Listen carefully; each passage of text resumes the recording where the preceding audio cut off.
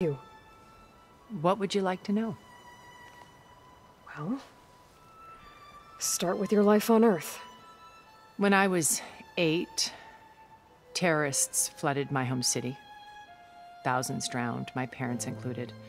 I was one of the few who survived. My guardian sent me to boarding school. Among my peers, I was the strange girl, the orphan to be avoided.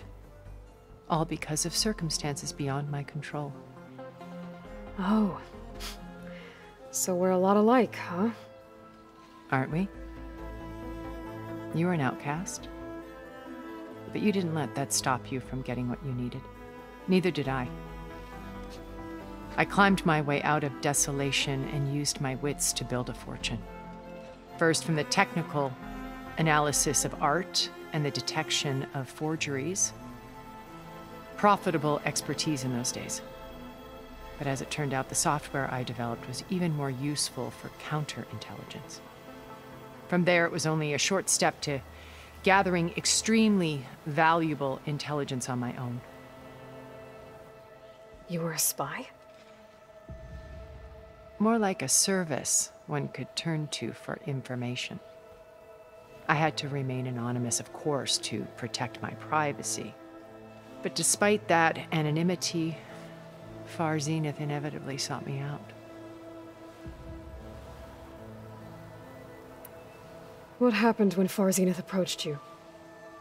They painted an irresistible vision of humanity's future. One where we need not fear illness or death, where we explored the furthest reaches of the stars and thrived. It was only later that I realized that they only intended to bequeath this future to the rich and powerful. By the time I finally figured it out, the walls were closing in, Pharaoh's machines were devouring the Earth. So I accepted Far Zenith's invitation to a berth on the Odyssey. I wanted Liz to come, but she had nobler plans, as you well know.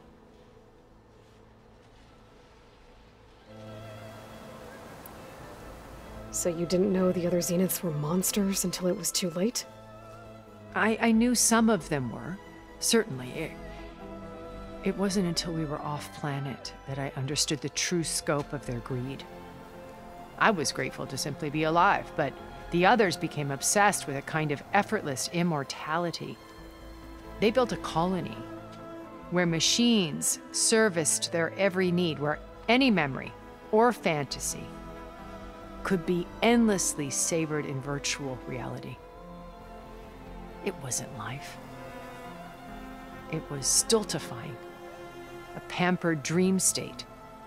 As the decades passed, I withdrew more and more, alone yet again, but this time with eons to consider my mistakes.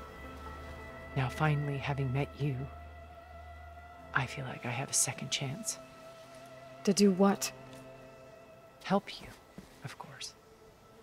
To fulfill Liz's dream, which isn't so different from Far Zenith's original vision. A better future for humanity.